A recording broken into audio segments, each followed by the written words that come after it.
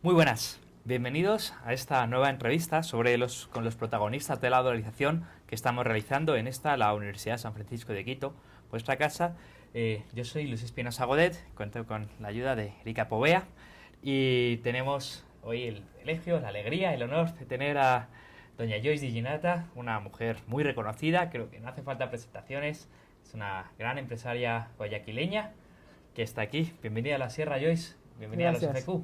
gracias. Y bueno, es un poco por dónde empezar la entrevista, pero quizá una pregunta general. Vamos a empezar por el pasado. ¿Cómo fue aquello de la dolarización? ¿Cuándo se le ocurrió a usted la primera vez de que se podía dolarizar la economía ecuatoriana? Bueno, se me ocurrió cuando fui a los 25 años graduada a la Argentina, vi a mis compañeras y aquellas que habían tomado el dólar como moneda de su familia, no les había pasado nada. Aquellas que fueron nacionalistas y habían puesto el austral, el peso, el nuevo peso, el viejo peso, etcétera, estaban en la mitad de la calle. Entonces eso lo guardé en mi cerebro, en mi disco duro, y pasó el tiempo y en un momento determinado, en el año 1995, dije, aquí está pasando algo, porque comencé a refrescarme en mi memoria de cómo comencé yo de microempresaria a hacerme empresaria y después mediana empresaria. Y lo que vi es que había un Sucre fuerte que todavía no lo habían asesinado. Entonces, ¿en qué virtud era lo mío? Que yo tenía el 90% de las decisiones en mis manos, el 10% estaban entre decisiones del gobierno o el medio ambiente. En ese momento que yo miraba todo y hacía estos análisis macroeconómicos, sociales, etcétera, era al revés. Los empresarios tenían el 10% en sus manos, el 90% en manos del Banco Central y otros. Y eso en una empresa no se puede dar. Más aún que yo manejaba commodities como hierro, como planchas, materiales de construcción, etcétera, etcétera, que van precisamente atados a una moneda, atados a una economía y a una macroeconomía. Entonces dije, bueno, entonces largué digamos, iría al Ecuador el día 2 de enero de 1996, un plan macroeconómico para ponerlo en estudios de los ecuatorianos. El 2 de enero de 1996 que usted ya era presidenta de la De la Cámara Cámara de la Pequeña Industria. de la pequeña industria. Claro. ¿Qué rol, por qué aceptó? ¿Eso usted no tenía perfil público, no tenía perfil A ver, público? yo Porque me escondía, no aceptaba ni fotografías, ni entrevistas, absolutamente nada. En el año 91 comenzaron a perseguirme para que aceptara correr para Cámara de la Pequeña Industria. Yo no conocía ni siquiera dónde estaba la pequeña industria.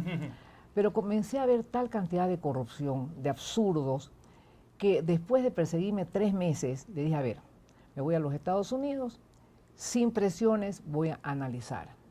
Y estando, digamos, con Dios y mi persona, me puse a pensar que si yo me negaba a correr para esto, no podía criticar. Y que las cosas estaban tan mal que tenía dos escenarios. El uno, que ganara, en cuyo caso perdía mi anonimato. El otro que perdía tenía el derecho de comenzar a criticar y a forzarme para hacerlo.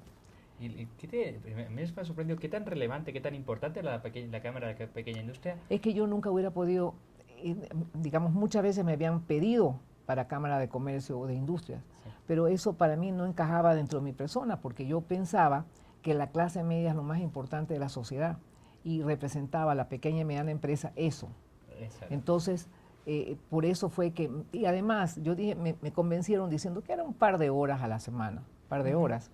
Yo no tenía asesores, entonces yo era mi mismo asesor y por lo tanto comencé a involucrar y vi la problemática de las pymes, que además 2 meses después de haber sido ya estar en el rol de presidente, yo ya había aceptado en agosto ir a un congreso de iberoamericano a la Argentina y ahí por primera vez aprendí la palabra pymes. Entonces la traje acá, nadie sabía de qué se trataba y yo siempre la introduje, en pocas palabras, en el Ecuador. Bueno, total, es que por esa misma énfasis, yo decía, esto no puede ser. Entonces presenté este plan, nadie me tomó en cuenta y ya comencé a lucubrar. ¿Qué puedo hacer para que esto no siga así? Más aún que se iban acelerando situaciones que yo veía que iban a producir una hecatombe del país. Entonces, en el año 1998, se posicionaba en agosto Maguad. Dije, bueno, este señor decía que iba a ser todo lo máximo, esto iba a ser una Suiza. Cuando yo vi en el mes de septiembre que era más de lo mismo, entonces me paré en la televisión y dije, este plan que yo he hecho en tal fecha tiene que tener como eje el dólar.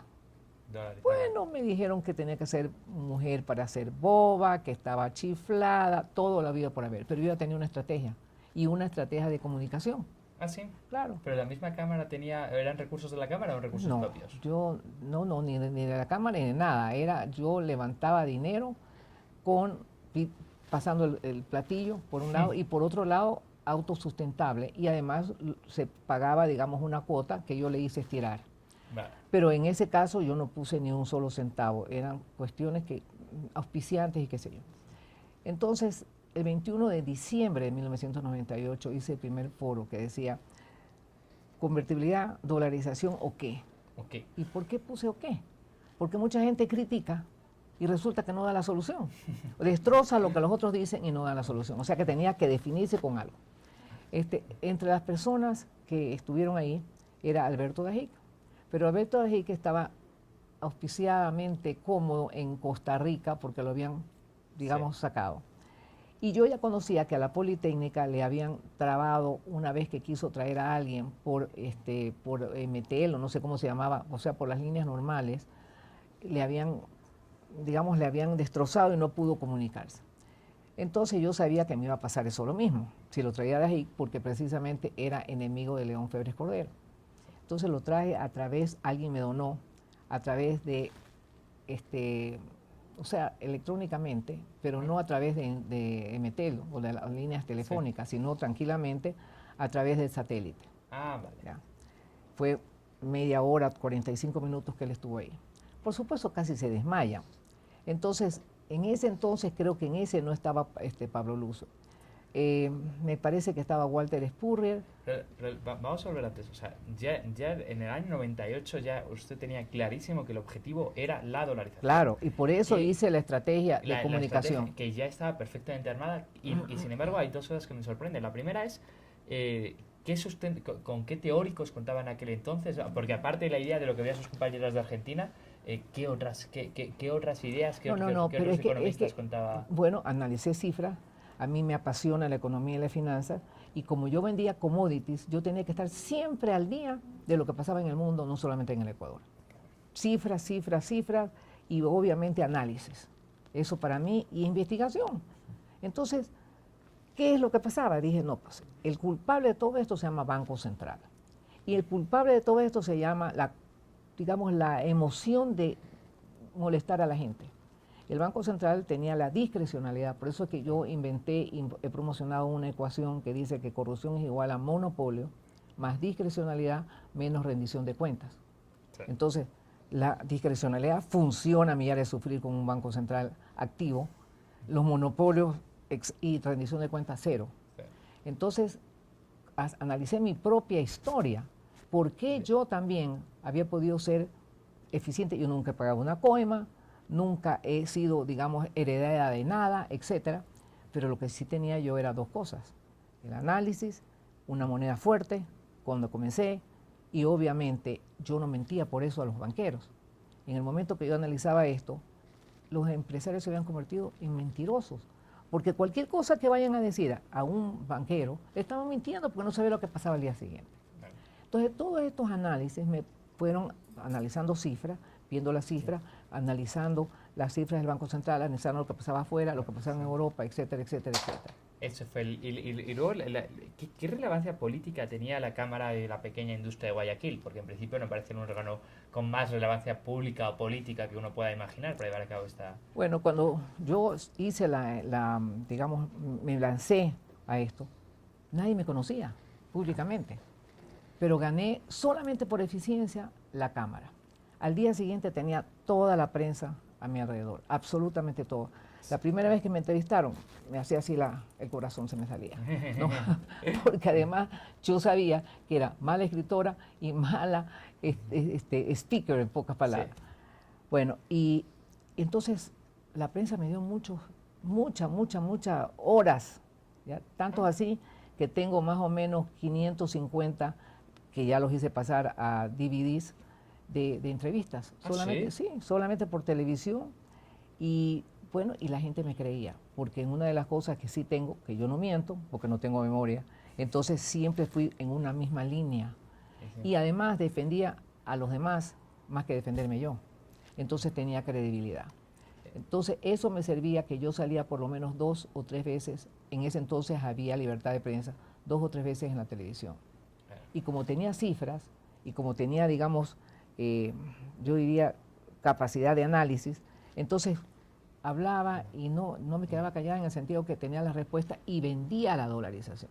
Ese era el objetivo. Usted lo tenía clarísimo, que yo estoy en los medios Exactamente. para vender la Exacto. dolarización. Dejé un mes entre el 21 de diciembre y febrero, 1 y 2 de febrero, para más de un mes, para que la gente hablara del tema. Y como las entrevistas me ayudaban, ya procesaran este tema. Y entonces el segundo evento, que ahí fue, entre otros, Pablo Lucio Paredes, Franklin López, Sí. ya a ese segundo evento. Ya esto, digamos, la gente se daba cuenta y como quien dice, yo les decía las cosas que podían ellos despertarse a las 3 de la mañana con insomnio.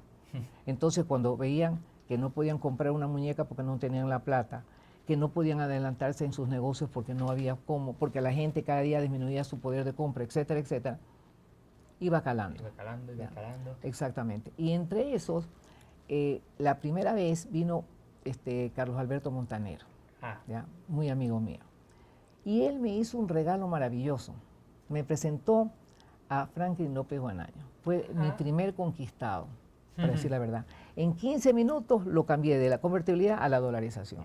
Y fue realmente el compañero tenaz de esta lucha, ya, por ese tema. Según su perspectiva, ¿por qué no era factible la convertibilidad aquí en el Ecuador? ¿Qué se necesitaba? Porque la convertibilidad tiene retorno, la dolarización no.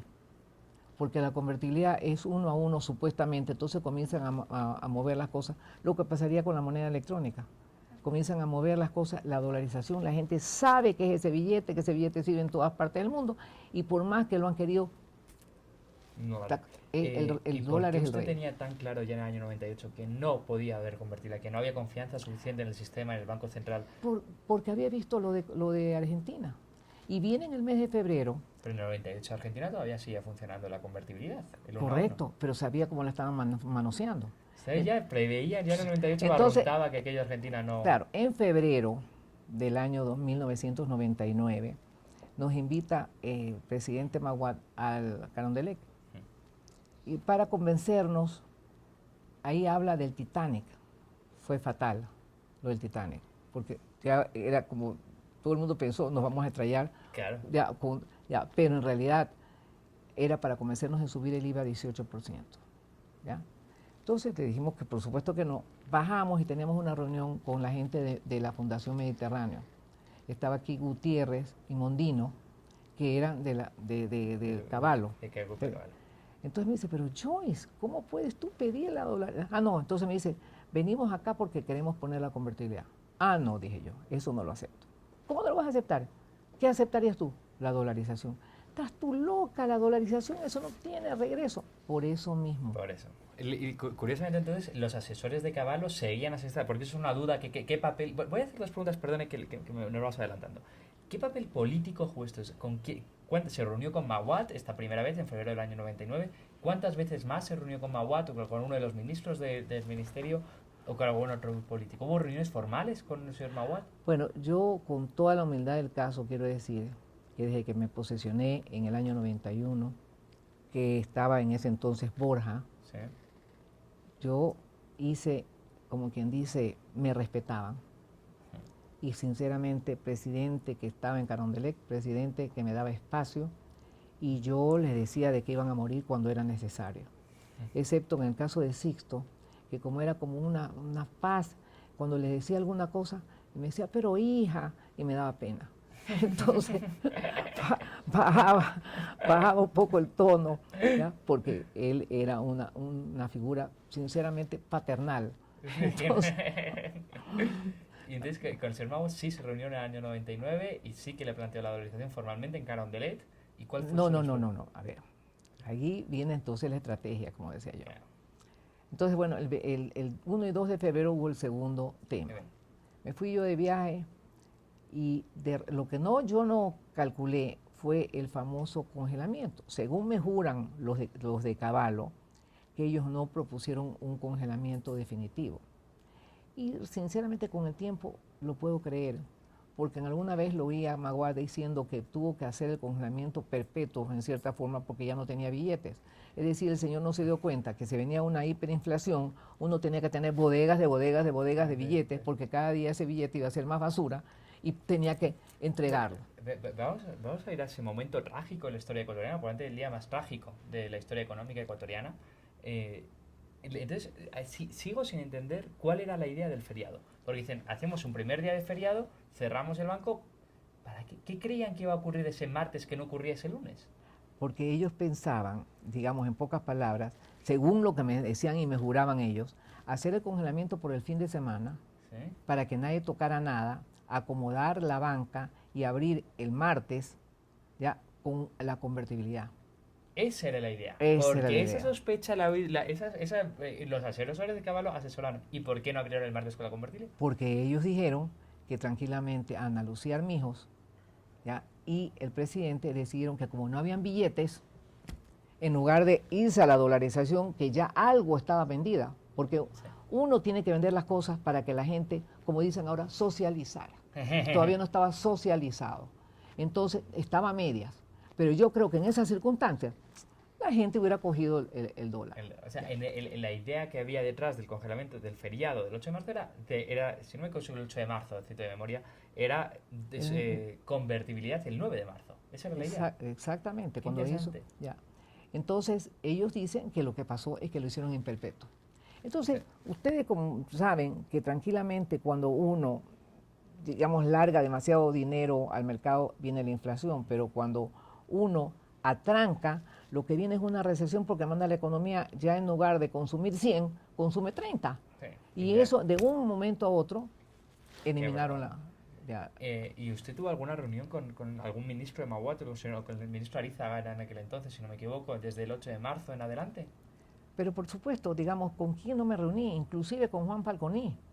Pero el tema es lo siguiente. También por análisis llegué a la conclusión que a los políticos son los últimos que hay que contarle el cuento. Ah, ¿Por qué? Porque definitivamente se basan en las encuestas.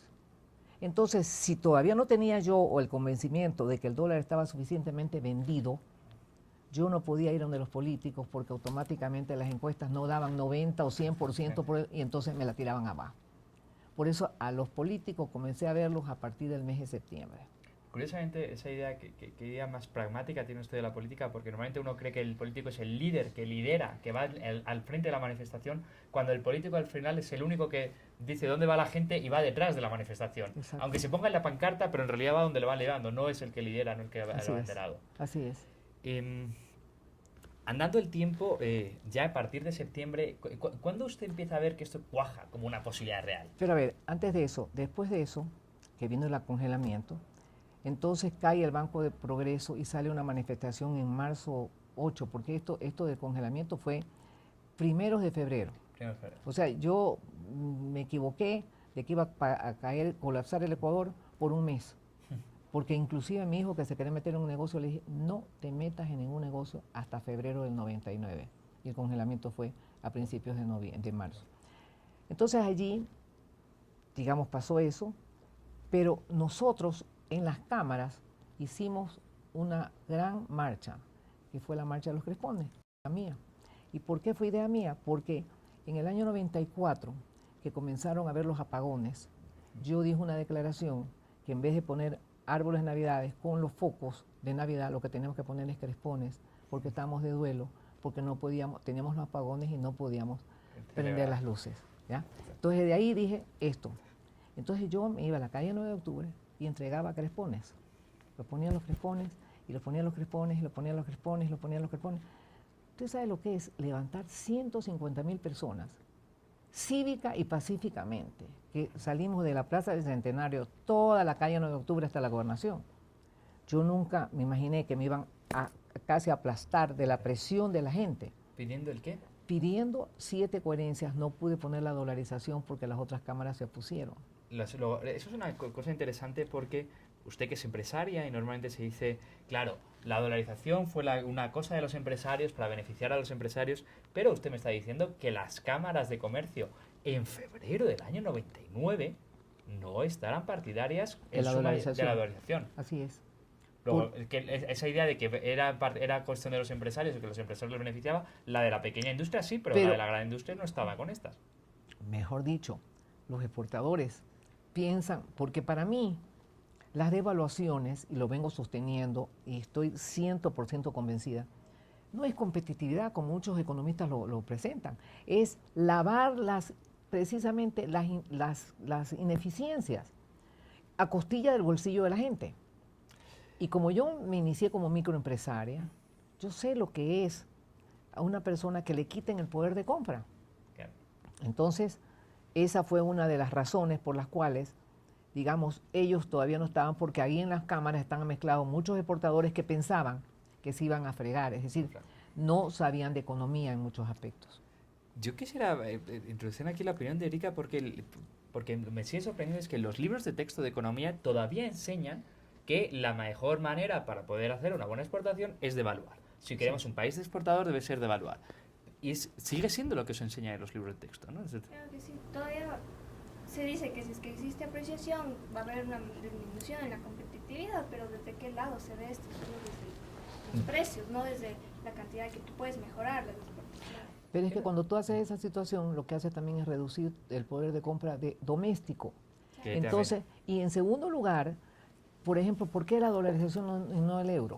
Porque decía, cuando Estados Unidos está bien, nosotros le vendemos a Estados Unidos porque tenemos la misma moneda. Cuando Estados Unidos está mal, le vendemos a Europa, porque obviamente el dólar se debilita. Entonces, digamos, para mí el mundo es de 3 monedas, el euro, el dólar, el yen, por no decir el yuan, porque el yuan, digamos, no se tiene la credibilidad en eso. No, ya no Pero es. todas esas bases económicas se van y se estrellan por la incertidumbre. Al país había que darle certidumbre. Nadie invierte con incertidumbre lo que están tratando de hacer ahora. Vamos a la hora, vamos a volver. Pero bueno, es un tema que me interesa bastante, Joyce, porque yo la verdad es que como profesor de economía sigo sorprendido de la mala economía que enseñamos en los libros de texto. Porque esa idea de que devaluando se exporta más, cuando la evidencia nos muestra que no es así, que Ecuador exporta más ahora, más Claro. aún en un país que vende commodities, Así cuyo es. precio no está determinado, nada está determinado por el mercado, da básicamente igual a qué se está vendiendo. Con esa regla se estaría incluso aceptando que solo se está compitiendo por precios, no por calidad Claro. de los productos. Exactamente.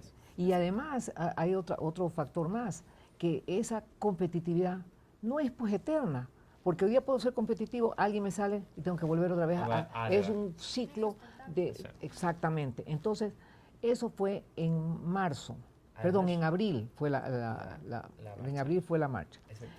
Bueno, y entonces la famosa coherencia, pero ahí no quiero decir algunas cosas que me las tengo por... Joyce, meteduras de por pata. favor. No, entonces eso no funcionó, pero como los junios de cada año, por la ceremonia de la Cámara, yo hacía un magno evento. El magno evento de ese año 99, también como parte de la estrategia, era presentar el tema de la dolarización como eje de este programa macroeconómico. Vale. Entonces, entre las cosas que hice, y que ahí con Franklin trabajamos mano a mano, por ejemplo, decían, no va a haber suficiente reserva monetaria. Falso. Sí, Va a sí. haber suficiente reserva monetaria. Sí. Y efectivamente, después ya cuando pasó el tema, habían 850 millones de reserva monetaria y con 450 millones nosotros sacamos el Sucre. Y se introdujo. Exactamente. Quedaban todavía el doble para seguir Exactamente. Bueno, entonces cada cosa que decían no se va a poder exportar, falso. Entonces presentaba cuando había habido estabilidad, etcétera, etcétera, etcétera. Todas estas cosas las presentamos y el primer enemigo, yo tenía 2 enemigos aparte de la presidencia. Un enemigo era el Fondo Monetario Internacional porque pensaban que si venía la dolarización todo el mundo iba a sacar la plata. Por eso me pidieron después disculpas. Y por supuesto el Banco Central, pues. Claro. Porque el Banco Central era amo y señores y que sabían cuando se devaluaba, cuando tal cosa, cuál era Yo ahí tengo dos preguntas sobre sus enemigos. La primera es sobre el Banco Central. ¿No reconocían internamente que algo estaban haciendo mal? ¿Que algo fallaba? Porque era obvio que, que el sistema monetario se estaba quebrando por todos lados. ¿Se creían completamente inocentes de ese problema? Yo no quiero, digamos, juzgar el tema, pero puede ser ignorancia, puede ser intereses ocultos, puede ser incompetencia, quién sabe.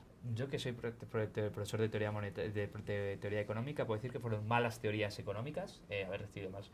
Y con respecto al Fondo Monetario Internacional, entonces, ¿por qué cree usted que estaban en contra de la dolarización? Y usted acaba de decir que le han pedido disculpas 15 años después. ¿Cómo ha sido eso? No, 15 años después. La dolarización fue en enero y a mí el jefe del Fondo Monetario, aquí residente acá, me dijo, Joyce, tenemos amistad, te quiero pedir disculpas porque nosotros fuimos uno de los más grandes opositores, porque pensamos que una vez que se declaraba la dolarización, todo el mundo le iba a sacar la plata, como están haciendo en Argentina. Lo que pasa es que mi buen amigo no se dio cuenta que la economía y la psicología son así. Claro. Y que era falta de certidumbre. En el momento que tú le dabas la certidumbre, nadie tocaba un dólar, y así pasó. ¿Pero por qué extraño motivo la gente iba a no retirar los sucres y así retirar los dólares?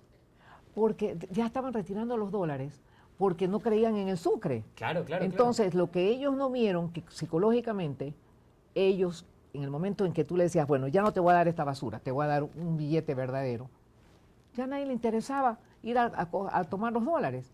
Es decir, en pocas palabras, el fondo no había percibido esa parte psicológica, no había percibido que el problema era de incertidumbre, ¿ya? De no creer, no había percibido que la gente estaba desesperada.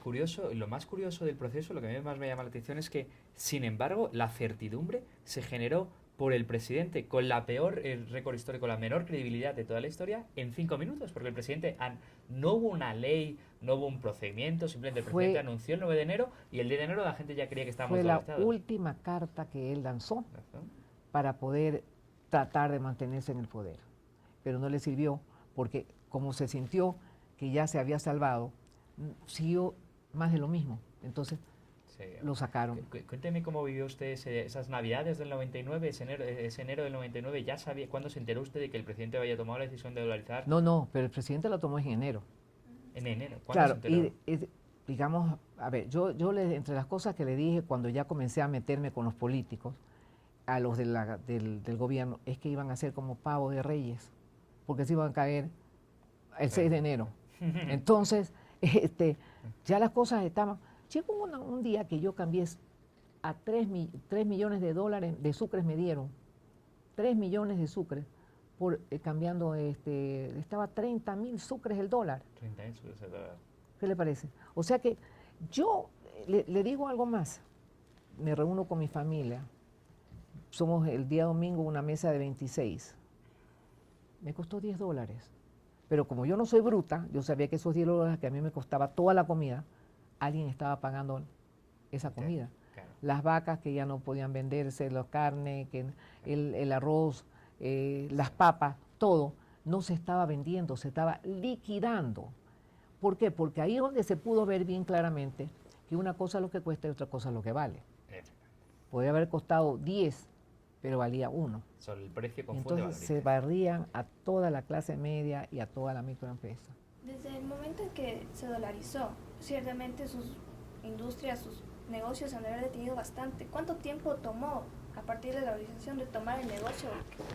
A ver, una cosa que yo hice en enero del año 2000, es que yo había dicho que si se dolarizaba, yo iba a ser la primera que le pagaba en dólares a la gente. Cuando hago una rueda de prensa para pagar a mis empleados, subiéndole el 50%, casi los periodistas se caen, pero así, al suelo, porque se dieron cuenta que el sueldo mínimo eran $40 al mes. Como ya el país sabía la relación, entonces yo les pagué $60, porque les aumenté el 50%. Casi me mandan a matar los empresarios que estaban subiendo el 50%. Por supuesto que fueron inmediatamente a las otras cámaras a decir que cuando subían el 50%. Claro, subían. Voy a hacer dos preguntas también que me entregan. Es decir, yo sobre el sacrificio personal, porque usted se pasó durante todo ese año dedicada en exclusiva a la dolarización, abandonó sus negocios, siguió teniendo sus propias empresas. ¿Quién llevaba? ¿De dónde recibe usted su salario? A ver, yo en Porque el año 89, yo fundé Ferresariato. Entonces ya tenía digamos, un grupo de personas llevaba la empresa. digamos, ya, también yo, o sea, costillas mías, costillas de estar hasta las 10, 11 de la noche, viendo cosas, balances, etcétera, etcétera. Pero un gran empresario de una cadena de almacenes me confesó que si no hubiera venido la dolarización, él quebraba. ¿Por qué podía quebrar? Porque si uno tiene una cadena de almacenes, por decir así, uno puede bajar costos, pero lo que no puede bajar es la luz, no puede bajar el alquiler, sea lo mismo, etcétera, etcétera. Entonces, por ejemplo, un supermercado, digamos, le compran 30% en vez de 100, pero tiene que pagar los refrigeradores, etcétera, etcétera, etcétera. Entonces esto hubiera sido así. Esto no tenía ya cabida. Pero además hay otra cosa. Cuando uno ofrece algo o pide algo, exige algo, no puede ser por interés propio. Entonces, en el caso mío, vender 10 enchufes menos o 10 pocos menos, eso era viable. Pero lo que no era viable, un país que no existe. Y sobre todo yo creo mucho en la clase media, quizá porque me eduqué afuera, y esa clase media estaban haciéndola polvo. Está quedándose. Y díganos un poquito, ¿cuándo se enteró usted de que se había tomado la decisión efectivamente de dolarizar y qué pensó al respecto? Bueno, pensé lo que le estoy diciendo, que ya esto no iba más. Ya no quedaba más remedio. Yo no estoy segura que el precio, yo lo hubiera hecho así.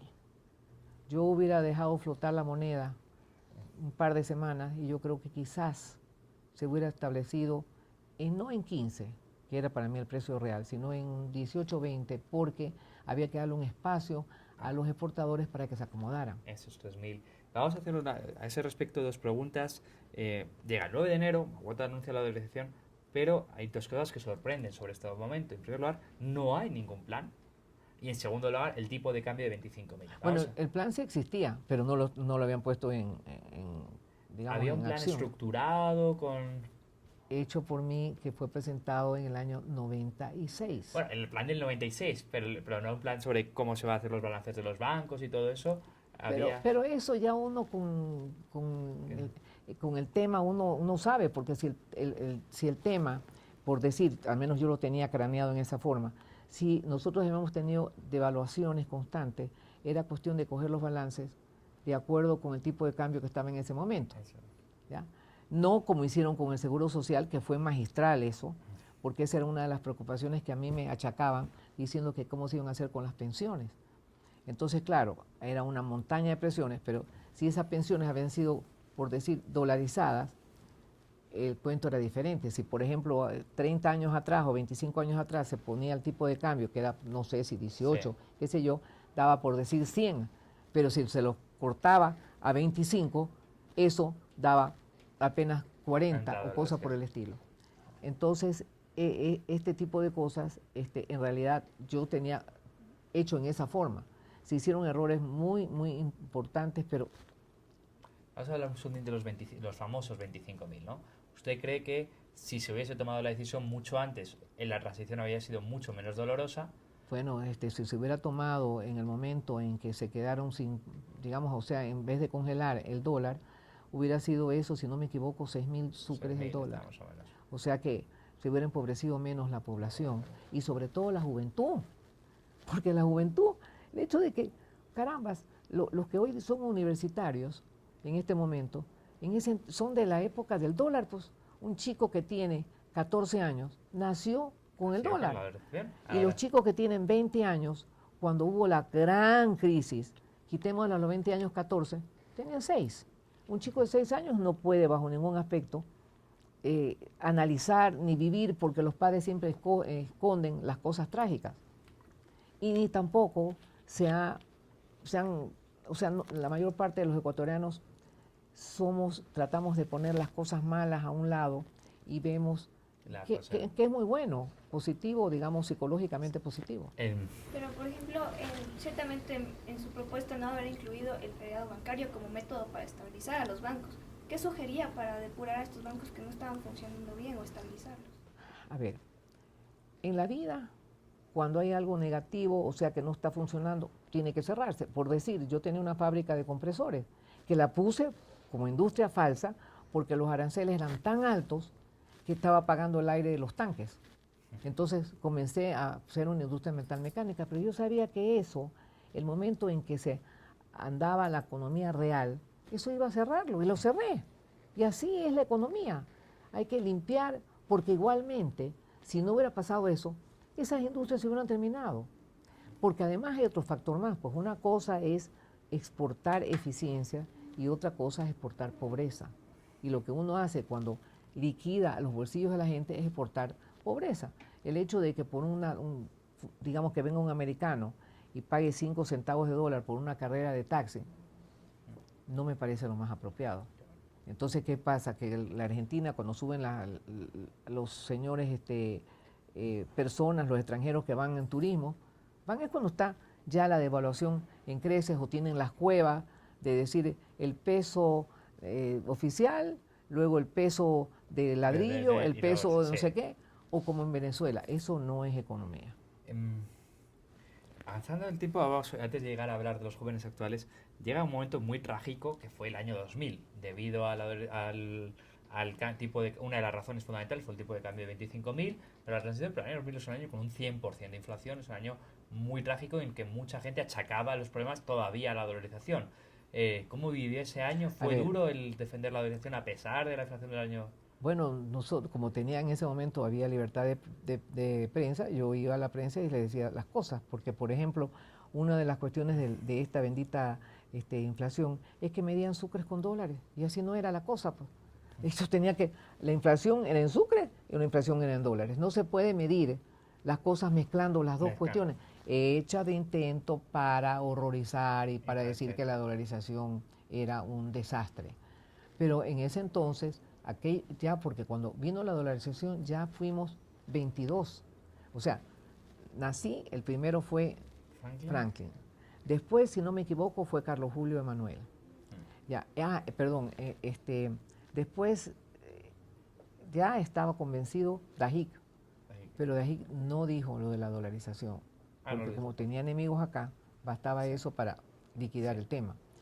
Entonces, fueron poco a poco aumentándose.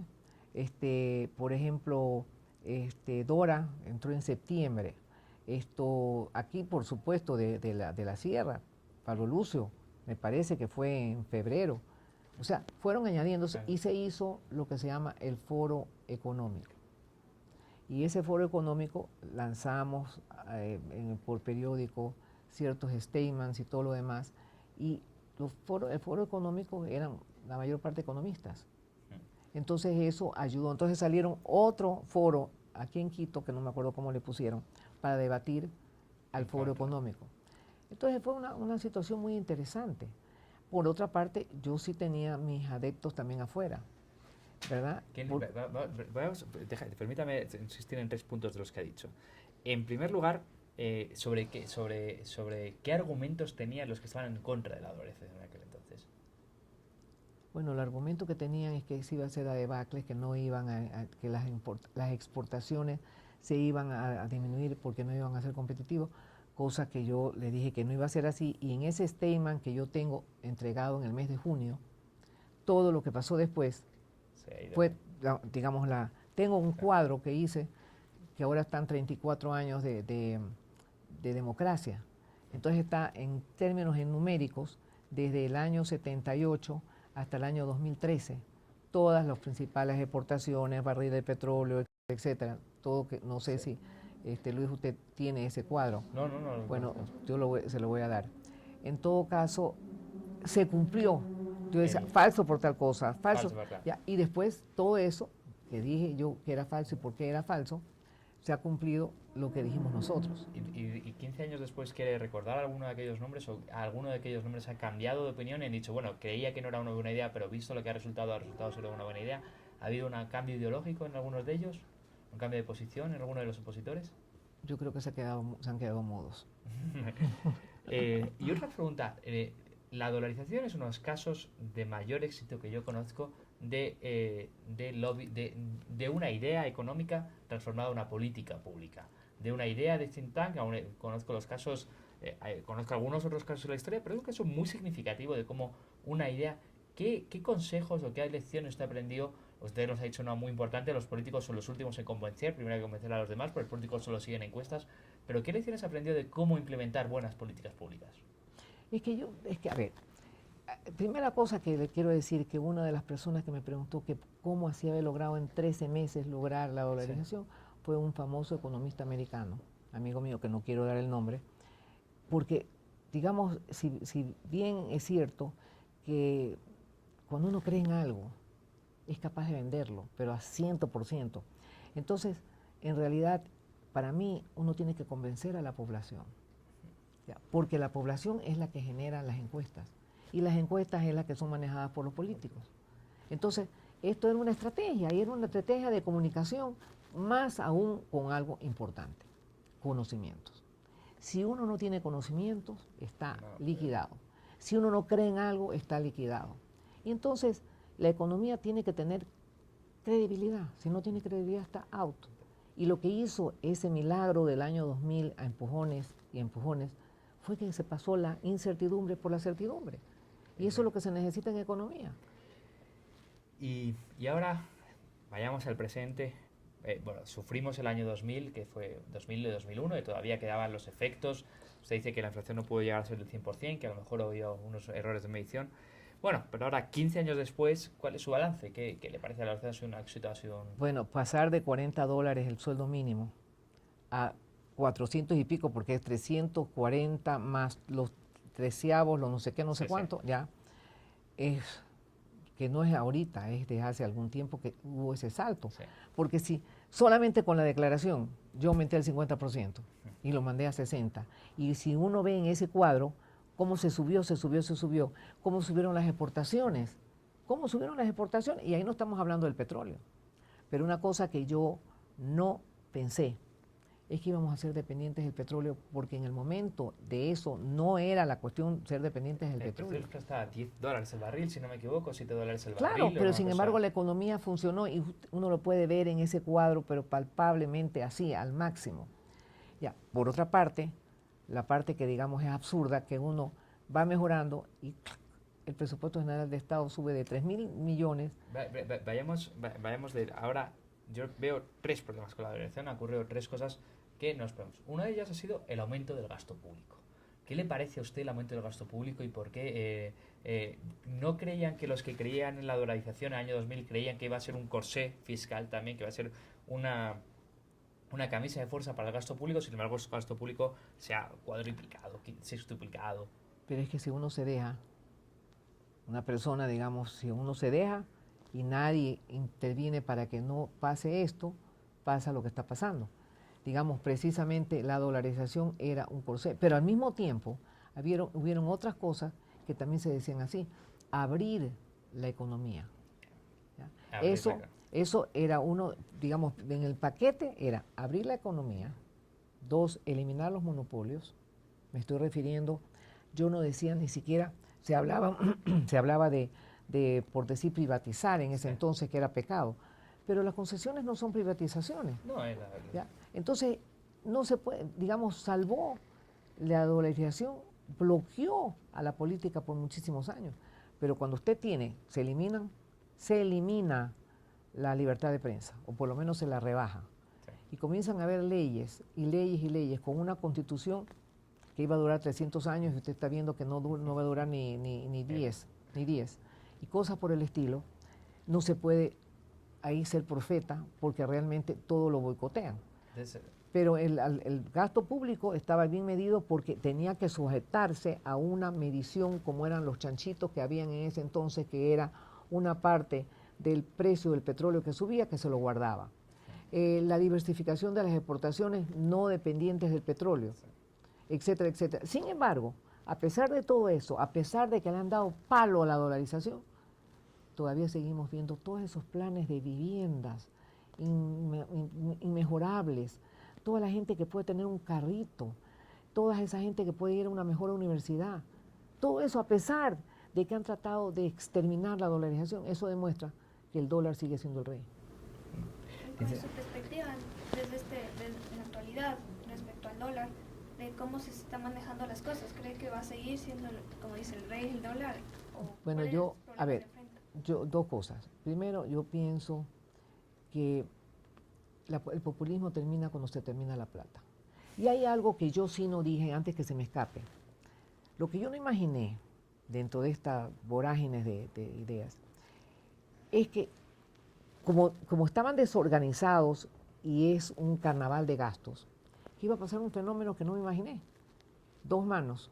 La una, acá, el sector privado. Mucha liquidez, muy organizado. Otra mano, el sector público y líquido. Y con este tipo de moneda lo que se quiere hacer es pasar del sector privado, la liquidez, al sector público. Y eso no se lo puede permitir. Ya que lo ha mencionado, hablemos de los peligros de la dolarización. ¿Qué peligros ve usted que puedan amenazar este sistema de la dolarización, que parece que ha sido bastante exitoso?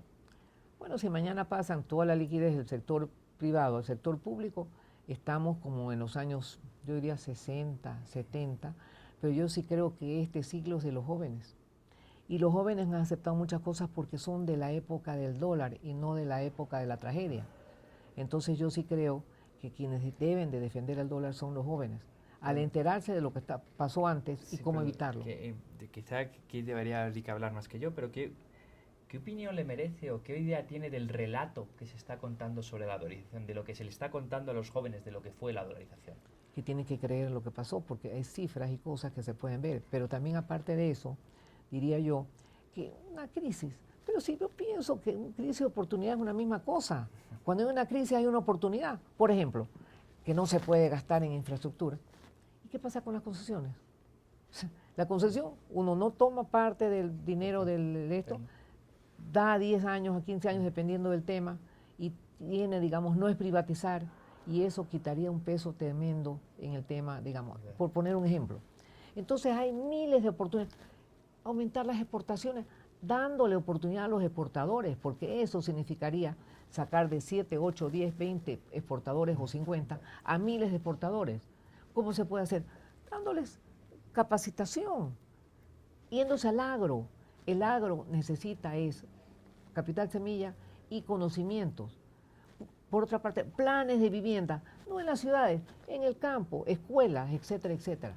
Todo eso, Joyce, no ha ocurrido en estos 15 años. O sea, ha ocurrido a medias, pero quiero decir, muchos creerían que después de la dolarización iba a haber sobre todo el dólar, la gran moneda de intercambio comercial, no ha habido un aumento significativo de las exportaciones. Ecuador no es una economía abierta al mundo, no ha habido un sistema bancario internacional, que vengan bancos de otros países, no ha habido mayor productividad y ha habido mucho más gasto fiscal, mucho más gasto público. Habría que analizar cómo estaban los bancos antes de la dolarización. El sistema bancario ha mejorado mucho, lo que es que no han venido bancos de fuera. Si no me equivoco, ahora hay 18 mil millones de dólares en depósitos. Me parece que cuando estaba antes de la dolarización, me parece que habían, no sé si era 4 o 5 mil millones. Y el sistema bancario, pero un 30% de reservas es muy sólido. Pero lo que pasa es una cosa, pues, hay cosas que hace el sector privado. Hay cosas que no hace el sector privado, sino el sector público. Y si el sector público lo que hace, por decir, voy a nombrar algo, aunque los guayaquileños me quieran, digamos, ahorcar, hacer 2 puentecitos peatonales para pasar de Guayaquil a la isla Santay, en vez de puentes que llevan la producción, hacer carreteras en sitios que no va nadie, sino 10 carros al día, cuando hay carreteras Guayaquil-Machala, Guayaquil, Babahoyo, donde pasa la mayor cantidad de producción exportable y sobre todo de pequeños productores. Entonces, digamos de qué estamos hablando. Pero si lo que hacemos es que nos retiramos y no participamos porque han puesto un corcho en lo que es precisamente ir a la prensa y decir las cosas, a ver, pues, ¿qué pasa? Pero sí habría que analizar los primeros años de la dolarización y yo me tocaría en un año especial, porque en los últimos años hay algunos pecados mortales. Y yo no soy ni de derecha ni de izquierda, soy de centro. Así me defino. ¿Usted qué le diría a los jóvenes que ahora les venden la idea, bueno, no tan jóvenes también, de que la dolarización significa pérdida de soberanía y que en las crisis no se puede responder adecuadamente? ¿Qué les diría? A ver, pérdida de soberanía, no. Pérdida de soberanía precisamente es depender del petróleo. Eso es perder. Porque quien pone el presupuesto, por decir, el año pasado pusieron el barril de petróleo 86 dólares el barril. Pero en este momentito el petróleo está a 77 más el castigo de 10, estamos hablando de 67 dólares el barril. Entonces estamos dependiendo de que los ingresos dependan de otros de afuera y no de nosotros. Eso es pérdida de la soberanía. No es pérdida de la soberanía tener un dólar. Cuando antes de la dolarización dependíamos del dólar. ¿Por qué? Porque si bien ganábamos en sucres, los precios estaban en relación del dólar. Subía el dólar, subía el precio. Subía el dólar, subía el precio. Pero con una gran diferencia. El bolsillo, mientras subía el dólar, bajaba el bolsillo. Subía el dólar, bajaba el bolsillo. Subía el dólar, bajaba el bolsillo. Entonces ya la persona que podía comprar esto, ya no podía comprar esto. No tenía el alcance. Es decir, una persona que ganaba en sucres el equivalente a 800 dólares, resulta que cuando la dolarización vino, eso significaban 120 dólares. Y como todos los bienes estaban en relación en dólares, o sea, el Ecuador estaba no oficialmente dolarizado. Popularmente dolarizado, por decirlo de aquella manera. Así es. Con respecto a lo que oyen los jóvenes sobre lo que fue la dolarización, porque yo que soy profesor de universidad y tengo chicos que vienen con 18 años, confunden causa y efecto, confunden la inflación con la dolarización. Y dices, es que vino la dolarización y vino la inflación. Y dices, no, es que vino la dolarización y vino el feriado. Y dices, no, eso fue después, hay mucho... usted veo que ha escrito algunos libros para intentar hablar de la dolarización, intentar hablar contar su experiencia. ¿Qué opinión tiene de lo que se conocen ahora los ecuatorianos o los jóvenes, sobre todo los más jóvenes ecuatorianos, de lo que fue la dolarización, y qué labor está haciendo usted para eso? A ver, una de las cosas que he hecho es para que mis nietos entiendan a escribir un libro, contándoles la historia, porque desgraciadamente se han dedicado mucho a informar a los jóvenes. ¿Por qué? Porque los jóvenes son de dólar, pero no vivieron la tragedia anterior. Entonces no conviene que se les explique la anterior, porque entonces siguen, digamos, en un nivel que no tiene oposición. Pero después de 2 o 3 años de ahora, si digamos esto, mejor no quiero hablar porque usted sabe que no tenemos libertad de expresión, resultaría que volveríamos a los años 70. Ya estamos viendo que, por decir así, no tienen por qué poner cuotas para importar. No tienen por qué. Porque para nivelar la balanza comercial lo que tienen que hacer es promover más las exportaciones, si es que hacen las cosas como deben hacerlas. Al quitar esto de aquí, ¿qué es lo que pasa? Es decir, ustedes no consuman, ustedes no coman, ustedes no puedan elegir, y la libertad de elegir es uno de los principales principios que existen en el mundo de los países civilizados. Libertad de free to choose, que decía Milton Friedman, libertad de elegir. Ha escrito un libro, pero que ha escrito algunos otros, ¿no? Ha escrito 2 o 3. Los otros, miren que estamos ya en el año 15 y sinceramente no han podido votar todavía la dolarización.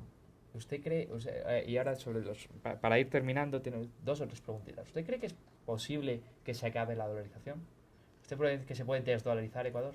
Bueno, yo pienso que si somos Tontolandia, alguna maña van a conseguir, porque si usaran el cerebro para buscar alternativas de crisis como lo hacen normalmente los jóvenes, no estaríamos perdiendo el tiempo en buscar cómo destruir la dolarización, sino cómo construir un país como lo es Suiza, que no está pidiendo devaluar ni todas estas cosas y sigue siendo el tope. Permítame decir que como profesor de economía creo que tenemos mucha culpabilidad en eso, puesto que a pesar de 150 o 200 años de historia del pensamiento monetario, del pensamiento económico, casi todos los gobiernos del mundo quieren salir de las crisis imprimiendo billetes. Casi todos los gobiernos del mundo quieren salir de las crisis haciendo un quantitative easing, haciendo facilidad monetaria. Exactamente lo mismo que ha hecho el gobierno de Estados Unidos en el año 2008 y que han hecho los gobiernos de Europa últimamente. Por eso ahora yo me iría por el oro, el estándar del oro. ¿Usted es partidaria de un patrón ahora oro? Sí, por supuesto, un patrón oro, pero así, porque el problema es lo político. No se puede mezclar la política y por eso que dije la dolarización, que ha sido uno de mis libros, ya bloqueó, blindó a la economía de la política.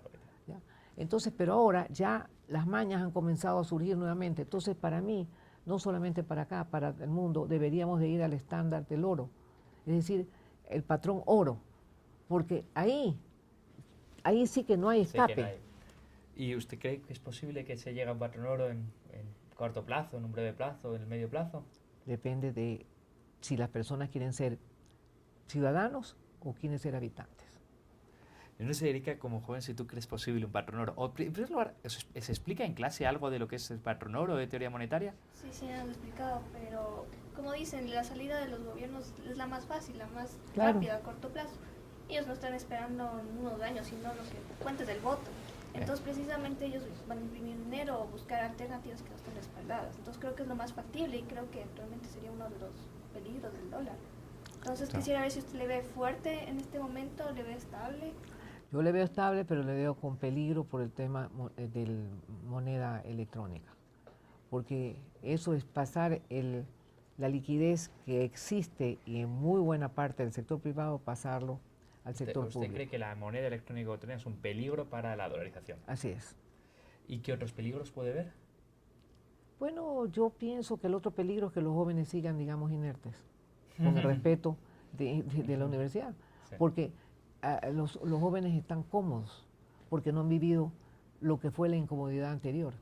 Entiendo. Entonces, por comenzar, un chico o una persona hace años, a los 22 años, ya estaba en pleno auge. Ahora, los chicos a los 28, 30 años, en muy buena parte, recién están viendo qué es lo que hacen.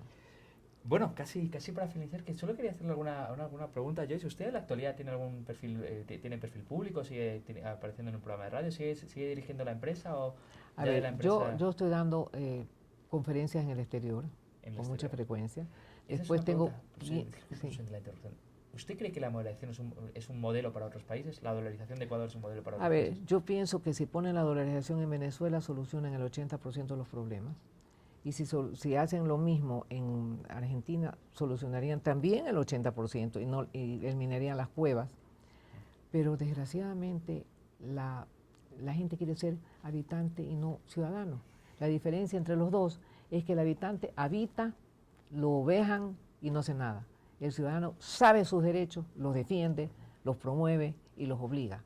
Y eso es la gran diferencia. Entonces, es de los jóvenes, porque al fin y al cabo, en el caso mío, por ejemplo, ya cumplí, tengo, digamos, mi estrategia, no soy la más rica, no seré la más rica del cementerio, pero sí una persona que vive con comodidad y se dedica a lo que le gusta, es decir, a dar conferencias, a todo lo que es consultorías, doy consultorías afuera, etcétera, pero realmente doy consultorías y todas esas cosas y doy conferencias porque tengo un cerebro que me funciona tan rápidamente y aquí no puedo invertir en nada tangible, porque con esta serie de trámites y de cosas y de a dedo, sobre todo algo importantísimo que para mí es terrible, eso que la discrecionalidad. Lo que están formando en el del Banco Central es una discrecionalidad absoluta. Lo que han hecho con los bancos, una discrecionalidad absoluta. Lo que estaban tratando de hacer con los señores de Porta, o perdón, Claro, otra discrecionalidad absoluta. Lo que quieren y lo que han hecho con parte de los fondos privados, ya, digamos, es algo absurdo. Entonces, en esas condiciones, cuando no hay leyes, cuando no hay reglas, no se puede vivir tranquilo, excepto que uno quiera andar en las malas prácticas, que no es mi manera de ser. Luego, usted es un ejemplo de por qué hay tan poca inversión extranjera directa, inversión directa en Ecuador. Usted mismo lo dice, yo no invierto en Ecuador porque hay demasiada no hay la ley frente a la discrecionalidad, el derecho frente a la discrecionalidad. No hay, hay arbitrariedad en las decisiones. Pero fíjese, vamos a firmar un acuerdo con Europa y vienen acá y ponen cupos a las importaciones. Entonces, yo quiero, pero en la realidad, o sea, amores son hechos y no palabras, en pocas palabras. Bueno, no sé si cree que quería hacerle alguna pregunta más a Joyce, que se nos ha quedado. Pues estamos, Joyce, no sé si usted quisiera decir algo más, algún llamado también a nuestros jóvenes que nos oyen de la USFQ. Bueno, yo solamente quiero decir que primero uno tiene que soñar. Luego, de ese sueño sale una idea. De esa idea, un proyecto. Y de ese proyecto, lo más importante de todo es implementarlo. Trabajar para implementarlo. Exactamente. Y eso es lo que los jóvenes tienen que hacer, sobre todo con educaciones como la que tiene esta universidad. Pero si uno no sueña, ahí se queda. Pues con estas bonitas palabras de Joyce, creo yo que terminamos esta entrevista. Muchísimas gracias, Joyce. Ha sido un auténtico placer. Gracias, igualmente.